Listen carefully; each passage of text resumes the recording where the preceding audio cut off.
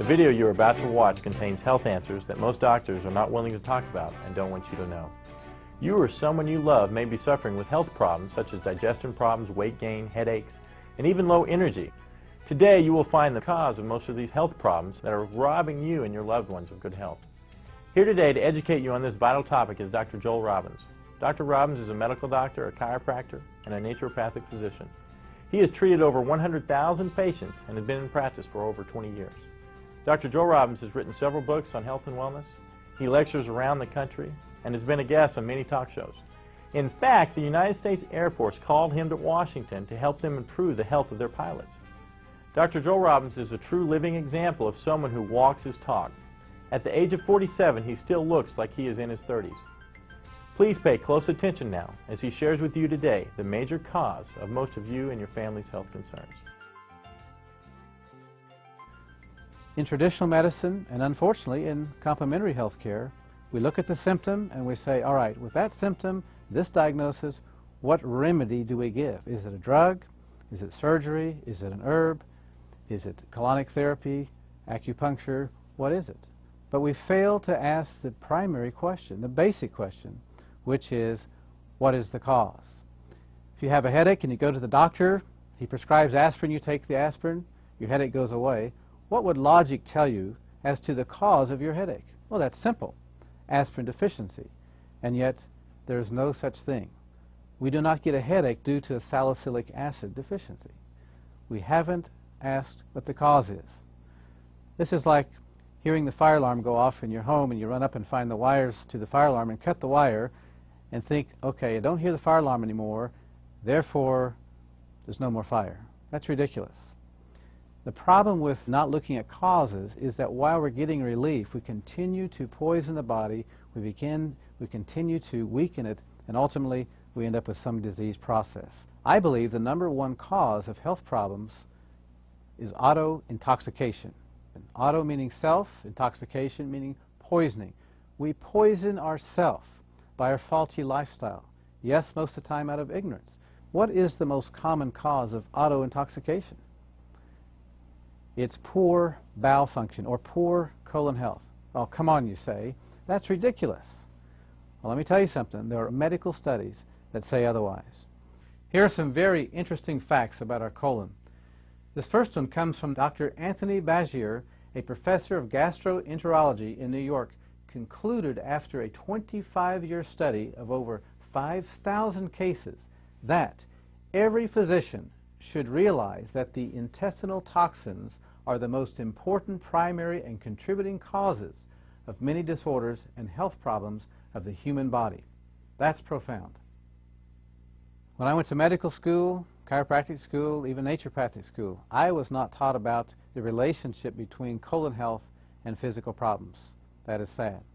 But after 20-plus years of clinical experience and also the hundreds of medical studies, we now know better. The health of the colon does make a difference. In this video, we're going to learn how poor colon health can lead to serious health problems. We're going to learn what auto-intoxication is, what causes it, and what we can do about it. Many of you are hurting, many of you are frustrated, you have health problems you're not finding answers for. Just listen up. We're going to give you hope. There is a solution. To understand auto-intoxication and its relationship to colon health and our health, we need to have a quick anatomy lesson. Let's look at the digestive system. Digestion begins in the mouth. As we chew our food, saliva mixes with the food. Saliva contains some enzymes that begin the process of digesting that food. We swallow the food, it goes down into the stomach where digestion continues. From there, the food goes into the small intestine where digestion finishes up, and then food is absorbed through the villi in the small intestine.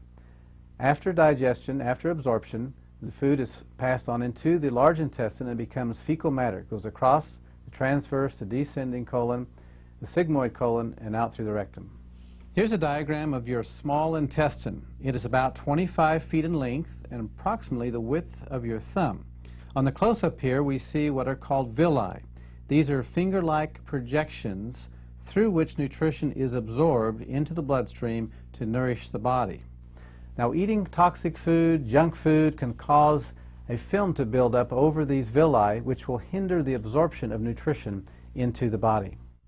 And it really doesn't matter how many supplements you take, not going to get the benefit of your money. In this diagram, we're observing the normal movement of food through the small intestine, and then it becomes fecal matter in the large intestine, going out in a timely fashion, one meal in, one bowel movement out.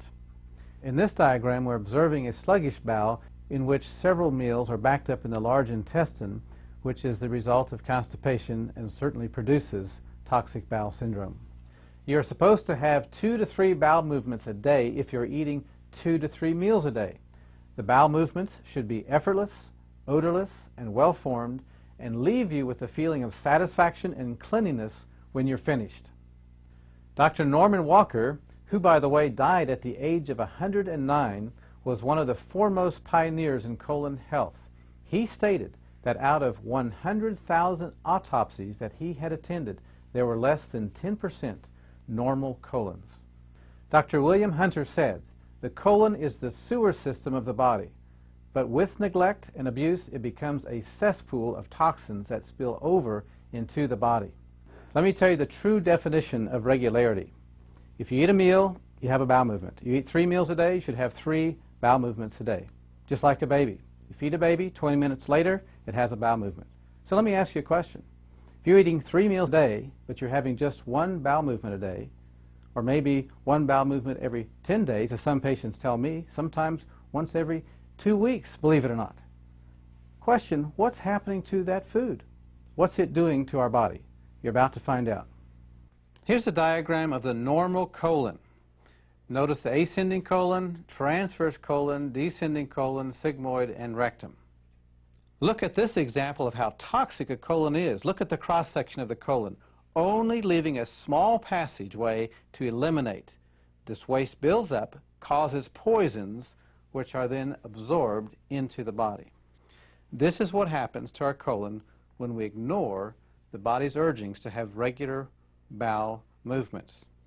Let me ask you a question. What would happen if you were to put a hamburger in a Ziploc bag and left it in your kitchen counter? What would it smell like after a week? Or even worse, what would it smell like after several years? This is what's going to take place in our bodies if we are not eliminating properly. Here are some actual x-rays of people with colon problems. Notice the white areas, that's the colon. Notice how distorted, how prolapsed, convoluted these sick colons are. Serious health consequences are going to result as a result of these colons that are not healthy. In this diagram, we see what's known as a spastic colon. This is the result of stress. See how the colon is contracted in spasm. Obviously, this will hinder bowel function. This is a direct consequence of stress.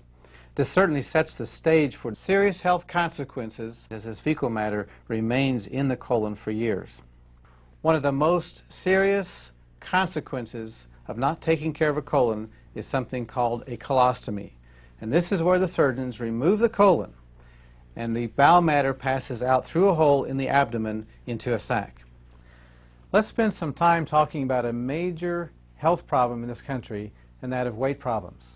According to the Surgeon General, over 61% of the adult population is overweight. That's awful. That's tragic. There are several factors relating to toxic colon that can contribute directly to weight problem. Toxic accumulation in the bowel.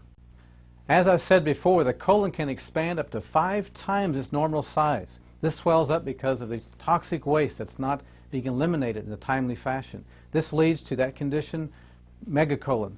This is the enlarged colon.